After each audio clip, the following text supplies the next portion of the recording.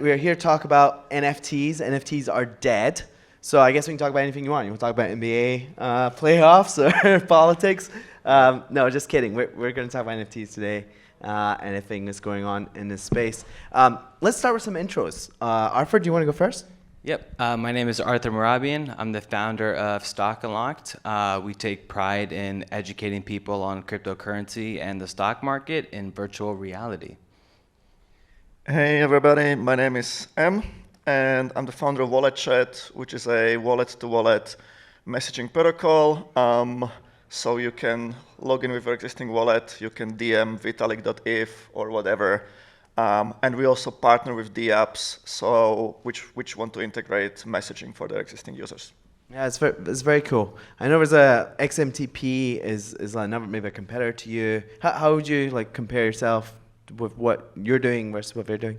We are like the cool version of XMTP. Okay. But jokes aside, so like XMTP, they're a protocol, so you have to build your own front end on top of that. And we provide a full stack solution, so it's plug and play. Yeah, very cool. And is this live? Can people play with this today? It's live. Yes, so you can go to app.walletchat.fun, or if you're using Ledger, you can go to the Ledger desktop app, and in the Discover section, you can use Wallet Chat from within Ledger. Oh, that's cool. That's cool. I'm Josh Fraser. I'm one of the co-founders of Origin Protocol. We have a couple products, both on the NFT space and DeFi. We really made our name in the NFT space with the sale we did with Blau. That $11.7 million was the highest grossing NFT sale up to that point in time. And if you actually look back, that was really when NFTs really entered the mainstream consciousness. Before that, it was just a bunch of nerds like us that knew what NFTs Still were. No, but that was really a moment when like it happened during COVID, right? Yeah, so yep. all these artists were stuck at home, not touring, not making any money. And then here's this, mid-tier DJ that comes out and just has this phenomenal success, and then everyone, starts paying attention. So that really opened the doors for Origin. We started working with a lot of EDM artists, we're Bassjackers, Kashmir, Don Diablo, all these like great musicians, Ryan Tedder from One Republic. Paris Hilton too, right? Paris Hilton. Yeah, we did Paris Hilton's drop. Worked with SpaceX. We did actually with SpaceX was cool. We did 70,000 NFTs in a single drop, and all of our proceeds went to St. Jude's Hospital and cancer research. So that one was really fun. And then more recently, we've been doing stuff with existing projects like Pudgy Penguins and a lot of other great projects. We have a marketplace where you can actually trade the NFTs on your own domain. You can have the collections can have their own like customized website, so they can instead of getting lost in a sea of NFTs on OpenSea, you can control that whole experience for yourself. You can customize the look and feel of it. And one thing that's really exciting is like. One thing we're thinking about is how do we actually bring gamification into this? How do we actually do more things like leaderboards, make it more fun, make it a bit more engaging, so we can go and compete with, compete with Blur. As you're thinking about how do you actually compete for royalties? How do you actually give people, some incentive to come and trade on this marketplace versus another marketplace that may not honor those royalties? Yeah. So anyway, kicking things off, want to talk about, the title of the panel is NFTs are dead, long live NFTs. So I want to start with what happened, right? So we had this crazy run up back in 2021. Yep. We were doing, I think we peaked out at $3 billion of trading volume in a single day, right? So what led to that? Was that just a bubble? Like what was that to begin with? Arthur, like you want to go first? Yeah, I think the initial rush came from people wanting to make that quick buck. We were all on Clubhouse before like NFTs were like a thing. I remember when the Bored Apes were doing their mint, there was another project called the Bear Bums, and I dropped like 10 grand on Bear Bums. They did nothing, and all my friends were doing like the Bored Apes, and it ended up doing great. And we just saw, people 10, 20, 30x. So, for lack of better words, it became the shitcoin run of NFTs that we saw in crypto about 2 years before that. So I think the initial bubble came from people just wanting to make the quick buck, but the space has evolved so much more than that. And before we touch base on that, I'll let Mike continue the rest with that one. So yeah, good question. What the fuck happened? And I think you're absolutely right. Where's the floor? I have some stories from some of my friends back then. So like one guy, he was working in a Big Four consultancy, and he just quit his job and went into flipping JPEGs full time. He lasted about 3 months, and then he went back to his job. And I think we all have friends like that.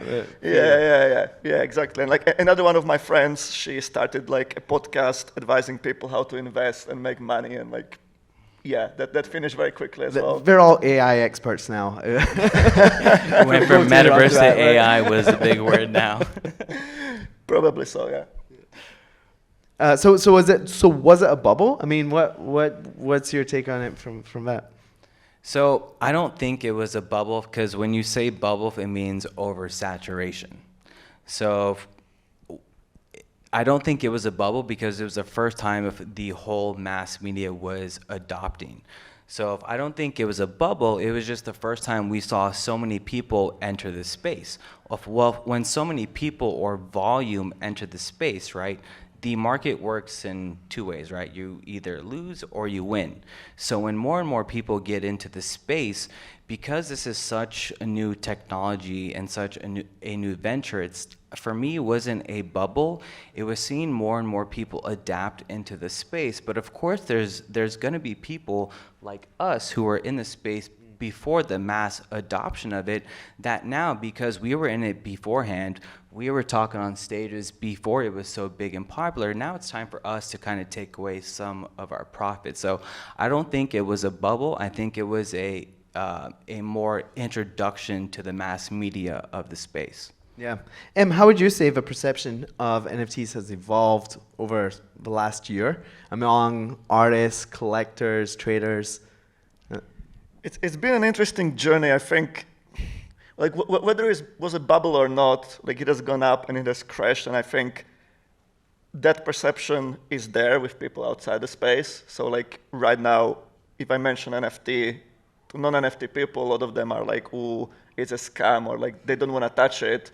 Like when the Discord CEO announced they're going to integrate NFTs, they got a massive backlash. So I think we have a little bit of a reputation problem, I guess, we need to tackle. And the best way to tackle it is with real adoption driven by real use cases. And I think that's what we need to build. Yeah. So what are some of the sort of more innovative use cases for NFTs that you see? Like, in other words, like, why are you still here? What are things that have you excited, and what are the most interesting use cases you see for NFTs today? Yeah, so I actually came here super prepared to talk about something that I did in 2021, which I created an NFT, and it was a token-gated access system to a school that I built in virtual reality to teach people how to trade. And that's what I was going to come and talk about. But I was raised in Vegas. I lived there for 20 years. 2 weeks ago, the biggest hotel company in Vegas, the Wynn and Encore, they're worth $12 billion. They just filed 6 trademarks for a NFT marketplace of their own. And it's probably going to be no shock what I say, but they're literally introducing everything we've been talking about for months. So of a more interactive system with their whole purchase process, right? We're used to going on their website, seeing something, click buy, okay. But now they're making a virtual marketplace where you can go as a avatar, and then you can purchase clothes from the Wynn. You can purchase access to clubs, to restaurants, and to everything else. So it's literally become everything that we've been talking about for so long, a pass to get access to things. And this is a $12 billion company, the best hotel in Las Vegas by far, and they just filed 6 different trademarks to make sure that they're the NFT dominance. And to touch up on the topic, NFTs are dead, long live NFTs, right? So if NFTs were all known for the PFP, for the pictures, but 3 years ago, if I was sitting in my hotel at the Cosmo, I had COVID, I was like, wait, all these hotels that I used to work at as a kid for so long and all these clubs, let me start buying all their ENS domains. And I started buying a ton of them, of like win.eth, encore.eth, hoxon.rsk for like Bitcoin. Started buying them all like crazy. And you got the proof of ownership that you own that domain with the ENS NFT. Although the NFT was not the goal of the purchase, it was the goal to own that domain, to own that right. So I was already buying NFTs, but they weren't NFTs to me. I was buying domains. So, and now it's awesome to see 2 years later that they own the stuff, because they're gonna have to buy those domains from me. You know people hate domain squatters, right? Yeah, but I don't care. Did you manage to buy beer.if? I didn't, but one of my friends bought Coors.eth and BudLight.eth. Oh, was it cool? He Was it killed cool? it. Oh, and Heinz from like Heinz ketchup. But So tell me a little bit more about this use case, right? So the token gated access for the win, like what's the user experience? Like how do I buy it, and what do I use it for? Like what exactly do I get? yeah, so if the traditional way, if you go to a casino, if you sign up for a reward system and they reward you points based off your gambling, right? With this new model, you buy a like virtual key almost, and this key gives you access to like a like virtual reality set, and it takes the experience from just going on a website to maybe book your restaurant, check out some clothes, to a more virtual dynamic. Like, hey, if I have to go to the club tonight, let me drop in the Win shop. Let me try out some clothes while I'm in VR. Okay, this is a dope suit. This dress looks nice for my wife. We got to see what it looks like on us in VR. We're ready. We're gonna purchase this. On top of that, we're gonna make a reservation for this restaurant and this nightclub, all while we're in VR, to gamify that whole aspect. And when I first learned about blockchain, it wasn't about currency. It was how much data you can transfer securely. So if like being able to transfer yourself from one virtual reality to maybe one game, the same way you send people a token by copy and pasting an address, I just see that as the future experiment model that's going to take customer service to the next level and the more sensory overload level, because we're all used to the same system for the last 20 years now. Yeah. Em, do you agree? Is token gated access kind of a killer use case, or is it loyalty points like you saw? What Starbucks did, right, with our Odyssey launch? Like, is that kind of as good as it gets, or what are the use cases you get excited about? Yeah, that's the end of NFTs, and then it's all dead afterwards. But I hope not. I think this is pretty exciting, for sure. Like, still TBC, what it's really going to look like. But other than that, what I'm personally pretty excited about is NFT-powered social media. So imagine on platforms like Instagram, once I can turn the content into NFTs, and what this means, A, the content becomes immortal, it's on the blockchain, and B, I can start monetizing it. I can start granting token-based access to it, to different audiences, segmenting them based on their holding, stuff like that. I think that's going to be a really cool world that we will enter. And I think this also ties into the bigger vision of like just NFT as identity, whether it's my, I don't know, like medical records being NFTs, or my birth certificate, or just, or things that we don't even think about as identity right now, just my history of my past behavior online, and my data that I can self-custody. If all of that becomes NFT in my wallet, and I can control who can access it and how they can access it, then that's, I think like what this is going to unlock in terms of online interactions, that's going to be super, super powerful. Yeah, I think the interesting challenges with the healthcare use case is like privacy, right? So it's, blockchains are everything's public by default, right? So that's not necessarily a good fit. But of course, encryption works. So if you could, I think a lot of times we get these concepts kind of conflated. The idea of like the blockchain and wherever data is stored and for all eternity across tens of thousands of computers all around the world, and public key encryption, which is really what you want for being able to secure the data. So sometimes all you need is just the first part, right? The public key encryption. And one of the cool things, in a lot of ways, NFTs and crypto have been a Trojan horse for getting public key encryption into the hands of millions and millions of people, where before no one had a way to sign a piece of data or how to verify a signature. No one had any idea what that was. I mean, that's like, even among computer scientists, that's a pretty nerdy thing to know how to do. And now millions of people have a software on their phones or in MetaMask where they can do that themselves. And so that's kind of a Trojan horse that's going to fix a whole lot of problems. You think, I'm always amazed, like you take your credit card out at a restaurant and you give it to someone and they run in it back and they've got basically your private key essentially, right? And you can go on Amazon and cause all this problems for you, right? Well, what's the answer to that? The answer is public key encryption. And you shouldn't be giving out your private key, you should be giving out your public key, right? And then it should pop up a little alert on your phone saying, hey, this restaurant's trying to charge you $25. Do you want to approve it or not? Right? And so the answer, sort of the solutions to these problems are right in front of you. And it's really the public key encryption. And not to interject on that, but if we maybe notice fraud on our credit cards, we simply call our banks, hey, this wasn't me, can you look into it? Good. Well, that doesn't exist in the blockchain space, right? But now we're very, very slowly starting to see that. There is a company out there called Lossless. They have a token out there, and in their smart contract, it's basically designed to where if you do get hacked, you're actually able to reverse the transaction back to you. So we are starting to see that more and more adoption into things that will help NFT and crypto scale into the masses, right? Because we all want to be able to contact customer support if we have to, right? Yeah, I mean, there's so many broken systems that we can just do better, right? I think of like in America, when you're born, they give you a social security number. They give it to you on a flimsy piece of paper. They don't even laminate it. And they tell you, this is the most important number the government was ever going to give you. Don't let anyone else get a copy of it, or else they can go and take a bunch of debt in your name and cause all sorts of nightmares for you. Oh, but you have to give it out to like apply for a job or buy a car, or get a loan, and do all this stuff, right?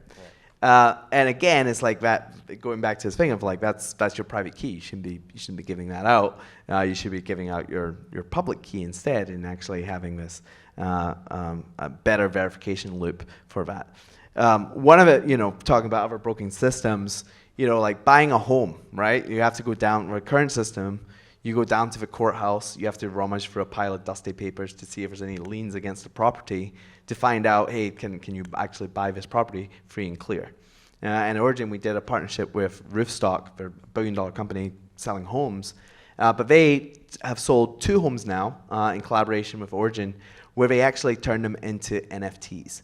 And so the way they actually set it up is really clever, because they needed to make it work with the current legal system, right? Obviously, current structures are not set up to honor NFTs and understand that. So what they did is they created an LLC for each property, and the charter for the LLC says whoever holds this NFT owns this house. And so now we have an NFT, and we've done several of these sales now on the Origin Marketplace, where you can just buy the NFT and legally you're now the owner of that property. And so I'm like, it's so superior compared to how we do, the purchase a home today. But I'm really excited about sort of what it unlocks, right? I mean, think about all the tools we have in DeFi, where you can go on Compound or Aave and take out a multi-million-dollar loan. You don't have to talk to anyone. You don't have to sign any paperwork. You can do it in 15 seconds. Imagine you can do that now with your home. Your home can be your collateral. You deposit your home NFT, take out a loan. You can go and do whatever you need, right? And so there's all these like really cool use cases of what we can do. I'm curious to get your take. Like, what are your thoughts on like digital property and how things that NFTs can unlock on that front? Yeah. So if people are used to the traditional credit standard, right? You guys have a credit score, and you're able to finance a house. What's funny is what I've learned is when you start to meet wealthier and wealthier people, a lot of them have really fucked up credit.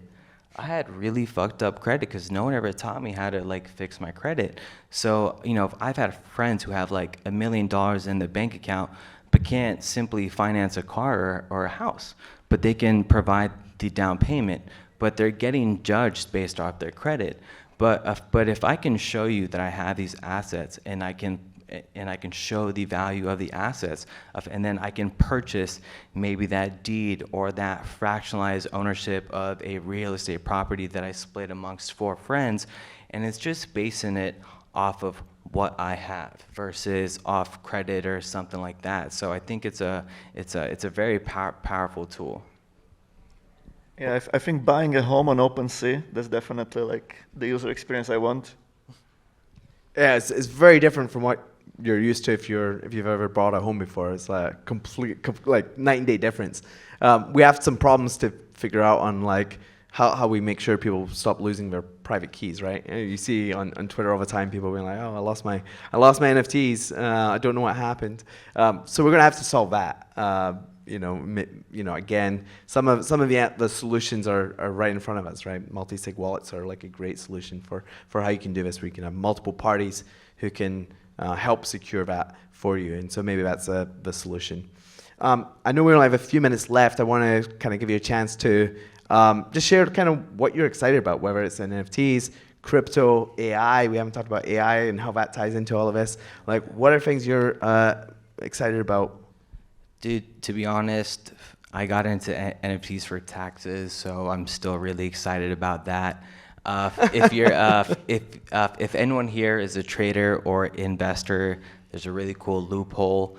If you do over 700 trades in a year, you can basically buy art for your office, and that counts as your office assets. So let's say you make $100 grand in trading this year, you buy $30,000 in art that you love, and you hang it up on your wall. Well, now you only made $70,000 this year, but there's still $30,000 of cash on your wall. So I took that concept, created a virtual office in the metaverse, and basically I buy my artwork. I host 1 meeting a month in there for about 15 minutes, and that technically qualifies as my office. And now when I move from country to country, I don't have to bring my expensive artwork and worry about scratching it. It's all in my space that just hung up. So for me, I'm super excited about that. And then also, I am a huge believer in VR, as I've kept saying over and over. I am a hands-on learner myself, so I plan to bring education into VR and virtual reality and use NFTs to allow access into that. I've never in my life heard someone reply to a question, what are you excited about, with the word taxes? So that's going to be a world first, I believe. What about you, Em? I think we've got 1 minute left, so I'm excited take us home. Okay, no pressure. I'm excited about a lot of things. I think AI is definitely an interesting one. I'm kind of split about what's the end game here. So like on one hand, I envision this like super dystopian scenario where we created super intelligent AI, we put it on a blockchain, so it's unstoppable, and it's just gonna kill all of us, and like it's impossible to turn it off. Like that's like one side of my brain sees this. But hopefully, on a more positive note, there is also the optimistic scenario where AI is on the blockchain, but it means it's like a public good which is open and available to everyone. At like no cost or almost no cost, and is not gated by one of these, Google or Facebook type of companies. So they'll be pretty cool. And there is like all the scenarios in between. So yeah. Well, there you have it. NFTs are dead. Long live NFTs. Thanks, guys. Thank you. Great all. job, guys. Thank you. And starts to take over, just throw some water on the servers and maybe it'll die. Good luck.